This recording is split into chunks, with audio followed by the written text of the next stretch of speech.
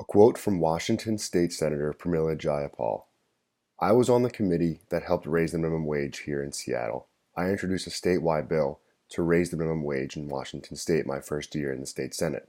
And I really believe that raising the minimum wage, while not the answer to everything, addresses a lot of the issues at the very bottom. Millions of Americans receive minimum wage, which leaves them below the poverty line. Continuing on this path will only increase the wage gap and further push the poor to become even poorer. Rising tuition costs have created a system where the well-off are able to get ahead, while others have more barriers that prevent them from getting an education. Minimum wage jobs should be able to at least help these people get by and allow them to live a life with dignity. Raising the minimum wage will improve quality of life for the poor and should create work environments that foster a better customer experience. The current minimum wage is $7.25 an hour, making a standard 8-hour shift worth $58 before taxes, and $290 for working 5 days a week like most other jobs. This cannot put a roof over someone's head and barely feeds a person. There are 29 states that currently pay higher than the federal minimum, some already adopting the $15 an hour I propose. Many conservative lawmakers do not believe raising the minimum wage will improve our economy and say that it will hurt employers more than benefit the employees.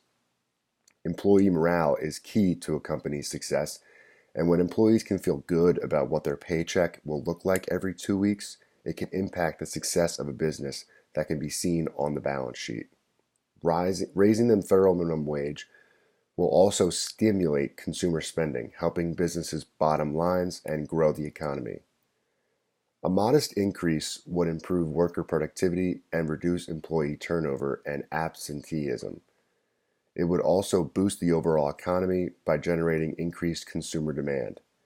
Many states see the benefit of raising the minimum wage, including Washington State. Washington State's current minimum wage sits at $12 per hour, which is among the highest in the country.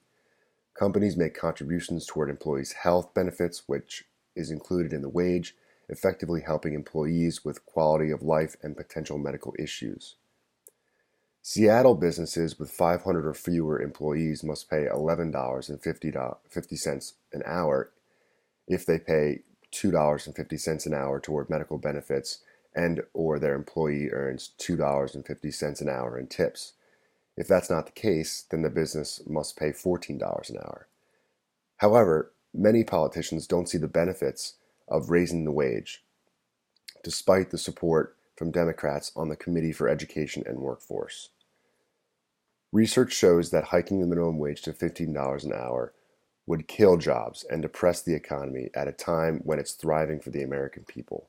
We are not going to be taking that up in the Senate, said Senator Mitch McConnell.